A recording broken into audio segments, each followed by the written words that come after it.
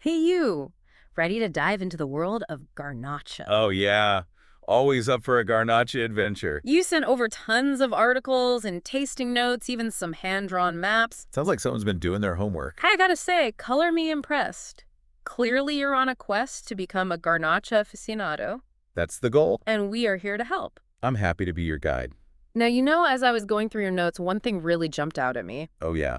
What's that? That little question mark you put next to high-altitude Garnacha, Uh-huh. it seems like you're looking for those hidden gems, the unexpected expressions of this grape. That's a fantastic instinct. You're right on the edge of a really exciting trend in the Garnacha world. Ooh, tell me more. But to understand why high-altitude Garnacha is so special, we need to start at the beginning. Okay, take me back to Garnacha's roots. Where does this story begin? The exact origins are still a bit of a mystery, Really? but most signs point to the Aragon region of Spain. Spain. Centuries of history in those vineyards. Wow. And Aragon is still considered Garnacha's heartland today, right? Absolutely. It's where you'll find the purest expression of the grape's character. So it's like the OG Garnacha. You could say that. And within Aragon, you've got three key regions highlighted in your notes: Campo de Borda, Cariñena, and Calatayud. Okay, I'm taking note. Each one tells a different chapter in the Garnacha story. Ooh, a Garnacha trilogy. I love it. So Campo de Bort, that's the one you called the Garnacha capital, right? Well, that's the one. What makes it so special? Well, first of all, you've got incredible diversity within the Garnacha grape itself. Oh, really? The most common is Tinta, Okay. but there's also Tintorera, which has red-hued flesh. Wait, red flesh? You heard that right. I've never even heard of that. It's pretty wild. And it directly impacts the wine. Campo de Borja Garnacha is known for its intense color and rich, concentrated fruit. So basically a flavor bomb. Pretty much. Some winemakers even say you can taste that red flesh in the wine, adding an extra layer of depth and complexity. Okay, I'm picturing a glass of this right now, and it's seriously tempting. I know, right? So Campo de Borja is the place to go for that classic, powerful Garnacha experience. It definitely delivers on that front, but it's not one-dimensional. Oh. You'll find a range of styles from young, vibrant wines to those aged for years, developing incredible layers of flavor. So there's a Garnacha from Campo de Borja for every occasion. I like the sound of that. Okay, what about Cariñena? What makes it stand out? Carignan is fascinating because it's a region where tradition meets innovation. Interesting. You've got winemakers who are deeply rooted in the history of the region. So they respect the old ways. Yeah, but they're also open to experimenting with new techniques. This creates a really exciting spectrum of wines. Ooh, the best of both worlds. I see you've got personality underlined in your notes for Cariñena. Yeah, that's a good one. What does that mean in terms of the wines? It means that each bottle has a distinct character, a sense of individuality. I like that. You'll find everything from light and fruity Garnacha, perfect for everyday drinking, Okay. to more structured, age-worthy wines that will evolve beautifully in your cellar. Ooh la la, fancy. It's a region that rewards exploration. I'm sensing a theme here. Garnacha's anything but boring. Okay, now for the region that really caught my eye, Calatayud. Ah, yes, Calatayud. Those high-altitude vineyards sound incredible. They are. And this is where Garnacha starts to challenge expectations. Oh, in what way? We're talking vineyards planted on mountainsides, Yep. sometimes reaching over 2,500 feet above sea level. Mm. That altitude brings cool nights, Oh, wow. which preserves the grape's acidity, resulting in wines with a vibrant freshness and minerality. So not your typical big jammy Garnacha. Not at all. You'll still get those delicious red fruit flavors. Like what? Think cherry raspberry, Mhm. maybe even a hint of wild strawberry. Yeah. But there's also this lightness of vibrancy that's really refreshing. Some even describe a saline, almost salty note, Interesting. which is a hallmark of wines grown in those mineral-rich soils. Yes. Okay. Calatayud has officially moved to the top of my must-visit list. But wait, there's more to Spanish Garnacha, right? You mentioned a few other regions. Oh, absolutely. We've only just begun to explore the tapestry of Spanish Garnacha. Bring it on. I'm ready for more. From the vibrant rosés of Navarra to the intense, age-worthy wines of Priorat, there's a whole world waiting to be discovered. All right, let's keep going. Navarra, you said that's rosé territory. Yes, Navarra is famous for those crisp, refreshing rosés that are perfect for warm weather. Okay. They capture the bright berry flavors of Garnacha with a beautiful floral lift.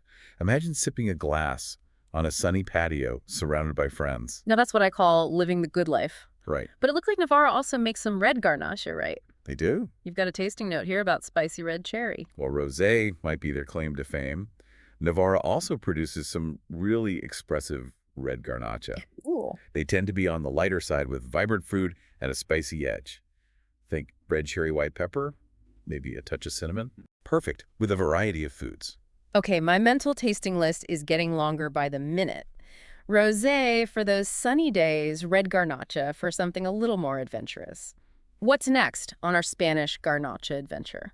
Let's head to a region you're probably already familiar with, Rioja. Ah, Rioja. Now, Rioja is best known for its Tempranillo, Right, the king of Spain. but Garnacha plays a crucial role there as well. Oh, so it's not just a one grape show. Not at all. Ah, so it's like the secret ingredient in those iconic Rioja blends. Exactly.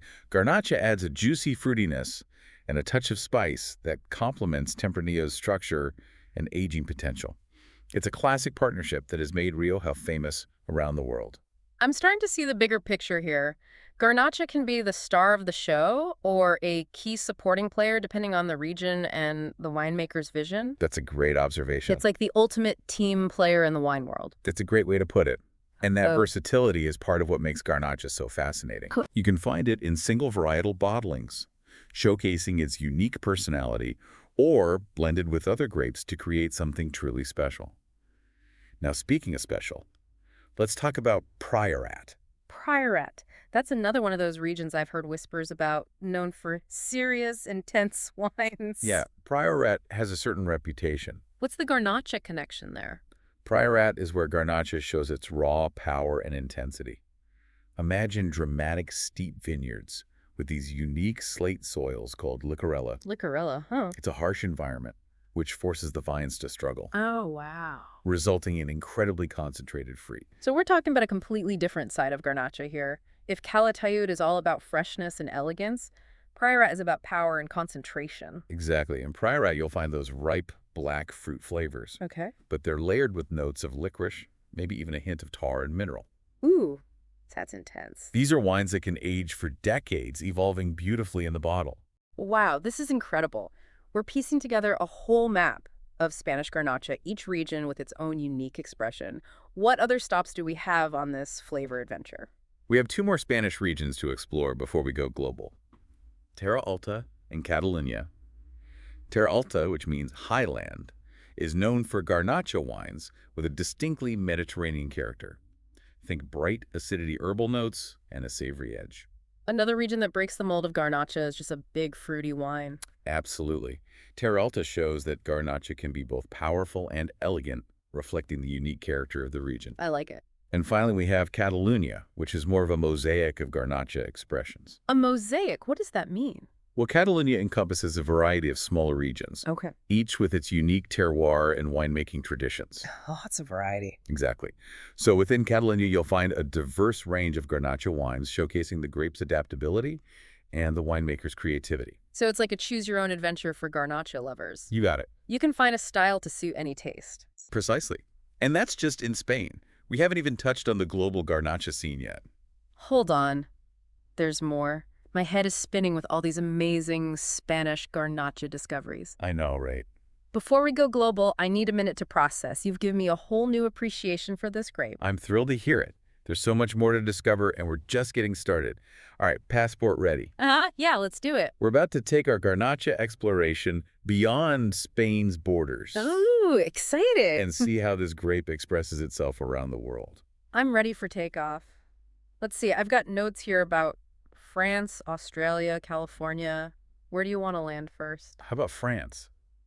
Specifically, the Rhone Valley. The Rhone. Now, when most people think French wine, they picture Bordeaux or Burgundy. Right, those are the big names, the classics. Exactly.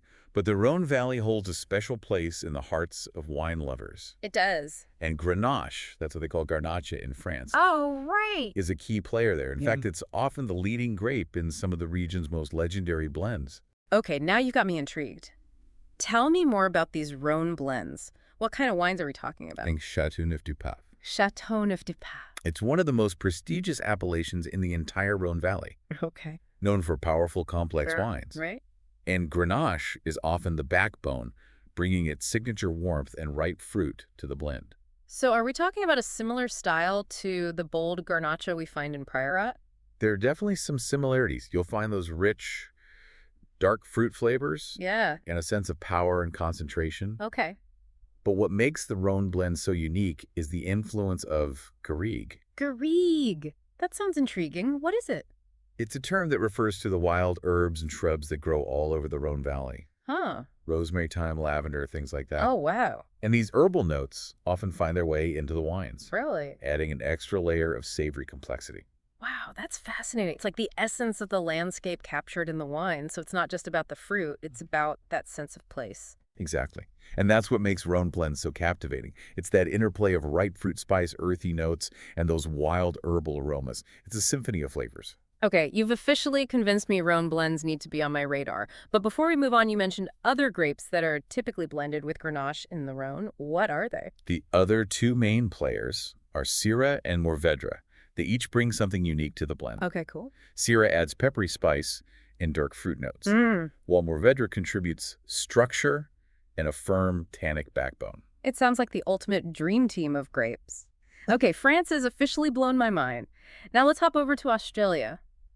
I'm curious to see what they're doing with Garnacha down under. Australia's all about sunshine and bold flavors. They've really embraced Garnacha, especially in regions like Barossa Valley and O'Clarin Vale. Barossa and McLaren Vale, Classic. known for their warm climates and generous sunshine. So are we talking about those big, juicy Garnacha wines we discussed earlier? You're on the right track. Think lush, ripe fruit flavors, plums, blackberries, maybe even a hint of chocolate. Australian Naluncha has that undeniable sunshine and a glass quality. Sounds delicious.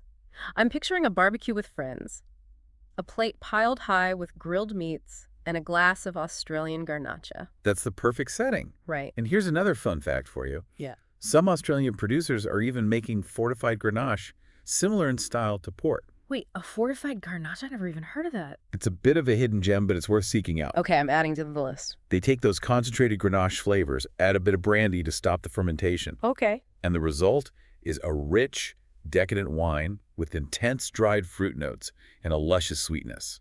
It's like a dessert wine with a serious kick. Wow. Okay, Australia has officially moved up on my list of wine regions to explore. Now, last but not least, we've got California. What's their take on Garnacha? California's always been a melting pot of wine styles, Yeah, that's true. and Garnacha is no exception. You'll find winemakers experimenting with it in a variety of ways. Yeah. Some are bottling it as a single varietal, Okay. letting those bold, spicy flavors shine through. Others are blending it with other California staples like Zinfandel or Petite Syrah. So it sounds like California is embracing both the traditional and modern approaches to Garnacha. Exactly, and that's what makes it so exciting. You've got winemakers pushing the boundaries, playing with different oak treatments, vineyard sites, and winemaking techniques to create something unique and distinctly Californian. I love that sense of innovation and experimentation. It's like they're taking Garnacha on a California road trip, seeing where the journey takes them. That's a great analogy, and the results are fantastic. You'll find California Garnacha that's bold and fruit-forward, Okay. some with a touch of smoky oak, others with a more earthy, savory character. Hmm. It's truly something for everyone. You know, it's amazing to see how Garnacha has traveled the world, Yeah, it really has. adapting to different climates and terroirs.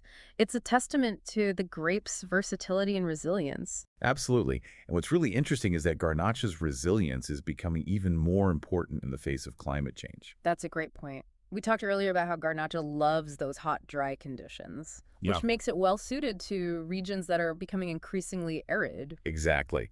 And beyond its ability to thrive in warmer climates, Garnacha also offers a unique opportunity to create wines that are both delicious and sustainable. Okay, I'm all ears. Tell me more about the sustainability aspect. Well, for one thing, Garnacha's natural resistance to drought means it requires less irrigation, Okay. which is a huge plus in water-stressed regions. Right. And its late budding and early ripening cycle can help it avoid those extreme heat spikes that are becoming more common. So it's like Garnacha was built for these challenging times. In a way, yes. And that's why we're seeing a surge of interest in this grape, not just for its flavor profile, Yeah. but also for its potential to create a more sustainable future for winemaking. That's really inspiring. It makes me want to seek out those winemakers who are championing sustainable practices and showcasing the best of Garnacha. That's a great instinct. And there are so many fantastic producers out there who are leading the charge. That's awesome. But before we dive into specific producers and bottlings, Okay. let's take a step back and talk about what all of this means for you as a Garnacha explorer. Okay, let's bring it back to the tasting experience. What can I expect when I open a bottle of Garnacha? What kind of flavors should I be looking for? Imagine a spectrum of flavors. Hmm. On one end, you've got those bright, juicy red fruits. Okay. Think cherry, raspberry, strawberry, maybe even a hint of cranberry. Mm. Then as the grapes ripen further, Yeah. you get those richer, darker fruit notes like blackberry, plum, and fig. Mm. It's a whole fruit basket in a glass. Okay, you're making my mouth water. So it sounds like Garnacha covers the full fruit spectrum from light and bright to dark and luscious. Yeah. What else should I be on the lookout for? Yeah. Well, as Garnacha ripens, it develops these beautiful spice notes like white pepper, cinnamon, maybe even a hint of licorice. Ooh, I like spice. And depending on the region and the winemaking style, you might also get hints of those wild herbs we talked about earlier, rosemary, thyme, lavender. It's like a whole spice rack in a bottle. Wow, this is incredible. It sounds like Garnacha has so much to offer in terms of flavor complexity. It absolutely does. Yeah. And then there's the texture. Garnacha wines typically have smooth, approachable tannins, Okay. which give them a velvety mouthfeel.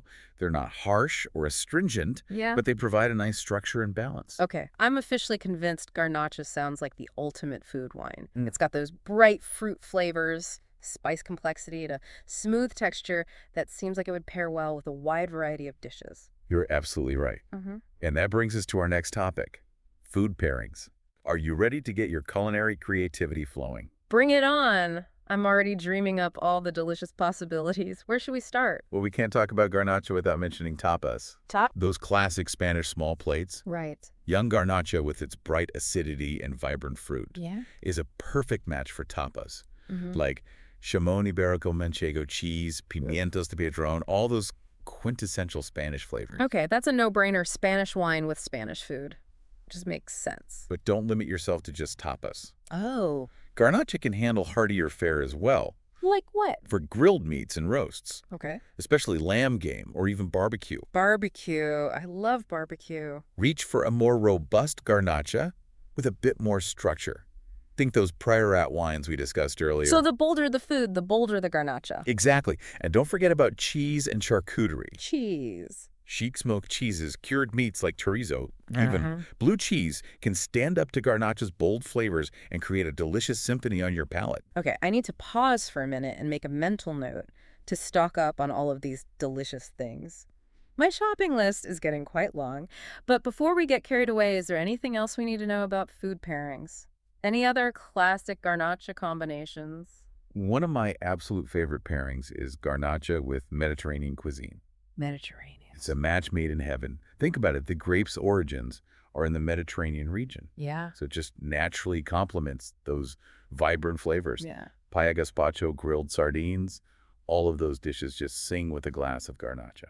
That's a beautiful way to put it. It's like the wine and the food are having a conversation, each enhancing the other's qualities. Precisely. And that's what makes Garnacha such a joy to explore. It's not just a grape, it's an experience. It's about connecting with a place, a culture, a way of life. I couldn't have said it better myself. Yeah. This deep dive has been a revelation. We've gone from the sun-drenched vineyards of Spain to the rugged beauty of the Rhone Valley, the bold flavors of Australia, and the innovative spirit of California. It's clear that Garnacha is a grape that can thrive in diverse terroirs and styles. But it's more than that. It's a grape with a story, a personality, a soul. Beautifully said. Yeah, you know what strikes me is that we've only just scratched the surface of Garnacha's story. There's still so much to discover, so much to taste, so much to experience. Okay, you officially piqued my curiosity. What's next on our Garnacha adventure? What other secrets are waiting to be unlocked? Well, you know how we were saying that Garnacha is at a crossroads? Yeah, you mentioned it earlier. What did you mean by that?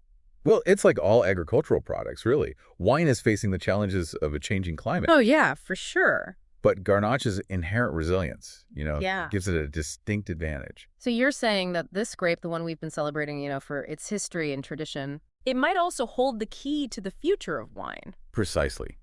And we're seeing this play out in some really exciting ways. For instance, in some regions, it's getting hotter and drier, right? Yeah. Winemakers are experimenting with different clones of Garnacha, searching for the ones that can best handle drought conditions and heat stress. Oh, wow. So it's like a race against time. blending the wisdom of generations with cutting-edge science to preserve this incredible grape. That's a great way to put it. And there's also a growing movement towards focusing on old vines. Old vines. Yeah, those survivors that have weathered, decades, even centuries in the vineyards. Oh, wow.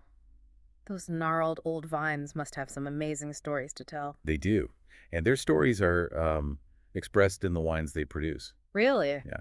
These old vines yield smaller quantities of grapes, but the concentration and complexity of the fruit, Yeah. it's phenomenal. It's like they're whispering secrets from the past, offering a glimpse into the true essence of Garnacha. Okay, I'm officially obsessed with old vines. What else is happening in the world of Garnacha that has you so excited? Well, we're seeing a real shift towards a more natural approach to winemaking. Natural. Yeah.